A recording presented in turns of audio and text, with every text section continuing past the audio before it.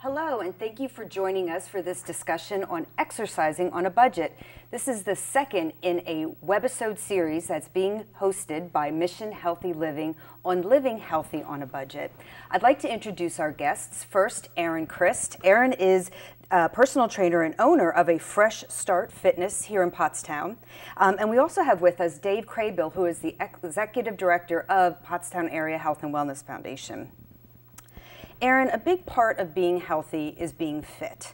But unfortunately, people who are on a budget, they think about joining a gym, and a lot of times going to a gym is not in the budget for people on a budget. So are there things that people can do at home that are inexpensive ways to stay healthy and fit? Yeah, definitely. There's a number of things that you can do. There's a lot of equipment that you can buy that's inexpensive. I mean, we have stuff like resistance bands, jumping rope, We even have stuff like medicine balls here that can add a little bit of extra resistance. But even better than that, you can just use your body, You can do stuff like squats, you can do push-ups. Even if, say you can't do push-up, on the floor, get a chair, use the side of a sofa, something like that. There's definitely a lot of different things you can do. When you are doing, some type of exercise program at home, it's good to focus on two things, the cardiovascular system, so it's like our heart and our lungs, and then also all of our muscles, the skeletal muscles, to make sure that we're, getting our total body. So grouping exercises together, taking a minute rest then, and then continuing, that's a great way to do both at the same time. But what if you've never really worked out? What if this is new to you? You know you need to exercise, but budget-wise, you've stayed away from the gym. So you have resistance bands and jump ropes. How do you know where to begin? Is there some online sources? Is there somewhere that people can go? Because if you've never had an exercise routine, you're a trainer, so you know how to jump right in and get people moving and grooving. But if you've never used these kind of things, what's a really good way for people to just sort of ease into it and start a program? Well, there's a couple things. When I design a program, pretty much for anybody who's healthy overall, there's really three things that we're looking for. Some type of pushing movement, so that could be like a push-up, or if you had some dumbbells, doing a dumbbell press. A pulling movement, which would be like if you had resistance bands, putting a band under your feet and pulling it up, or say like a pull-up if you have a bar in your house, something like that. And then lastly, some type of pushing with your legs. So you could do a body weight squat, you could do lunges, something like that. A really good place to start is doing 3 sets of maybe 12 reps for each exercise. So maybe put together 3 exercises that you like. You could go on YouTube to see videos of how to perform the exercise as well. There's also a program that I have called Drive Fit. We work mostly with kids, but it's definitely something that anybody could use, a whole family.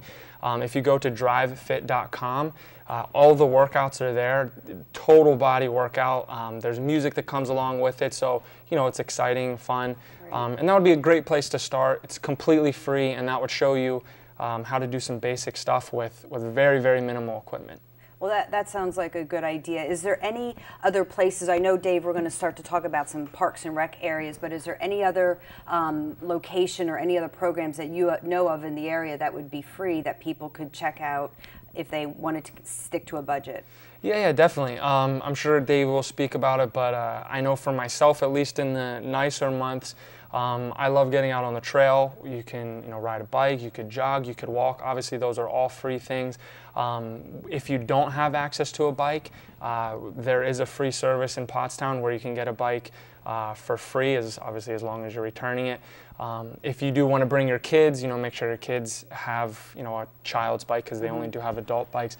But that's another way to get outside, get around town and stuff like that, and it's completely free. Excellent. Well, Dave, that segues right into what we're talking about, because right here in the Pottstown, greater Pottstown area, there's a lot of trails, a lot of fitness, a lot of parks and recreation areas that people may not even know that they exist. So why don't you give us an overview of what's going on? Well, Marcia, as Aaron says, really all about being active. You can pack a picnic, take the dog for a walk, take a bicycle ride, go to the track at your local school, again, take a bike ride as a family, simply walk around in your neighborhood. We have many parks that you can be active in, certainly along Schuylkill River Trail, as I already mentioned.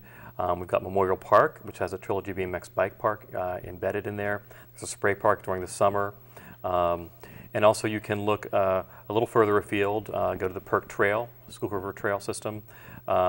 Or if you want to be outdoors at a park or a state park, go to French Creek State Park or Hopewell Village National Historic Site.